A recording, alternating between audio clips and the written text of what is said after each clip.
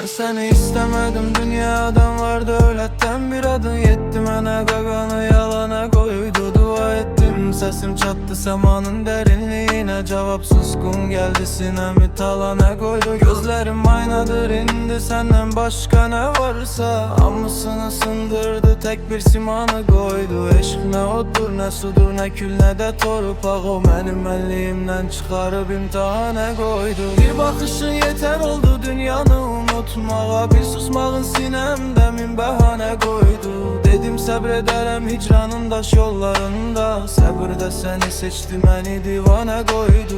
Bir nefesin can idi, bir hatiren dert oldu. Her ikisi bu bedende ebedi nişane koydu. Ben değilim artık, adım sende itiptir eşk. Libasımı soydu beni çılpak cana koydu.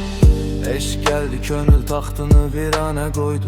Bir adım bin sir açtı, bin efsane koydu. Ağıl dedi bu yol dardı, geri dön dinlemedim. Eşk dedi yanmak gerek, ruhu pervane koydu.